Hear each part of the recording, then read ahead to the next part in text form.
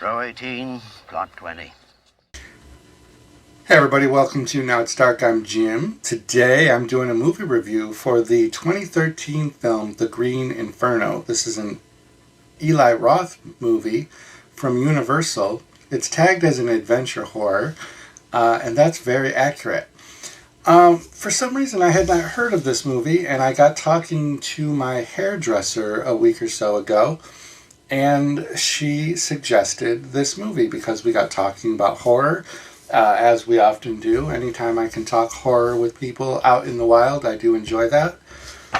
But yeah, so this movie is about a group of student activists that travel to the Amazon to save the rainforest.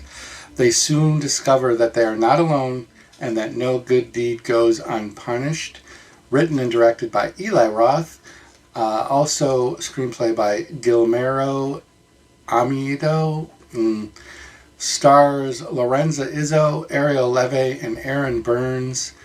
And this movie was so good on a lot of different levels. It was released on September 25th, 2015 in the US. It was filmed in Chile and the United Kingdom and the United States.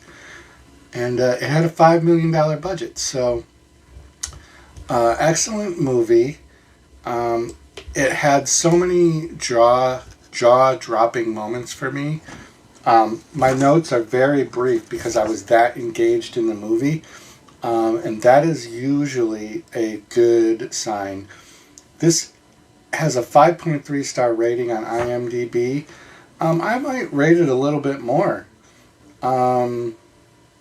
It's kind of one of those movies that you watch and you're kind of like, what would you do if you were in this situation? So you're with this group, you go to the Amazon, you think you're going there on this humanitarian mission.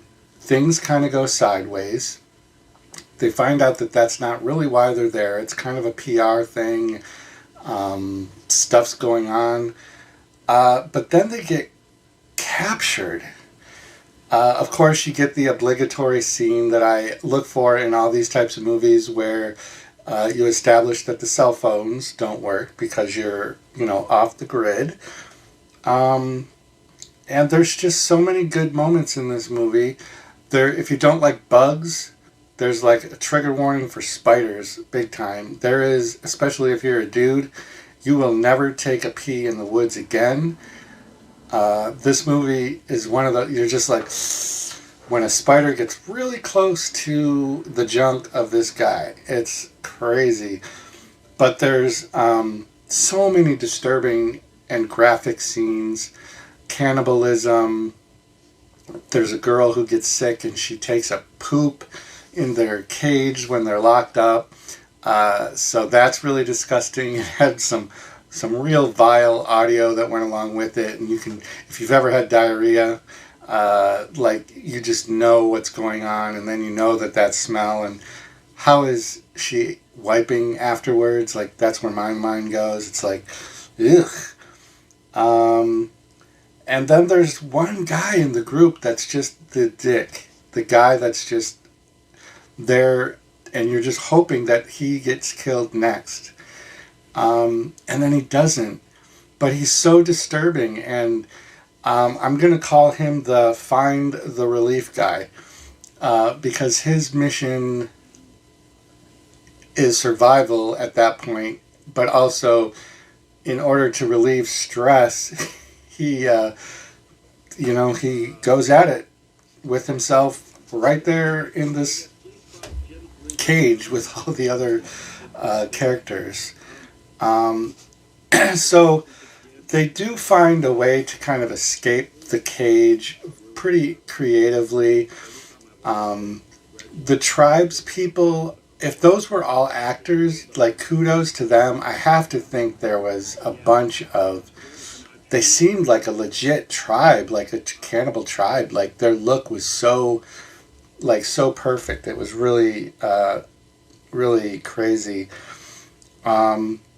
Trigger warning too, if you're affected by hearing people scream in pain, like, there was torture-ish type scenes where people are just screaming. and you can just hear the screams, and the person can be off camera, but you just hear those screams, and it just makes you like, ugh. But again, and it has a WTF moment. I'll spoil that Lorenza Izzo is the final girl. And I think that's pretty obvious as you're watching the movie, so I don't think that that's a major spoiler. But she does have a WTF moment at the end of this movie. That's pretty clever. So I was very, happy with this. And they actually set it up at the very end that there could have been a sequel for this. So I guess we shouldn't be waiting for that. This is a 10-year-old movie.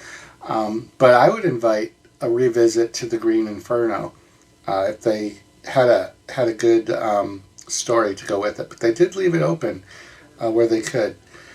So yeah, I would love to see your comments if you've seen this movie. Give me your thoughts on it. I don't know how I missed it. I do love Eli Roth, and he just seems to have a way of providing the movies that I like that are kind of on that torture porn scale of cringe and just like, so I was very happy. I will be listening to my hairdresser, coincidentally is not from Ohio. I will be listening to my hairdresser for more movie recommendations. So subscribe to the channel if you'd like to see more suggestions from the Salon. So have your dream, go on and sing your song. There's nothing wrong with singing out of tune.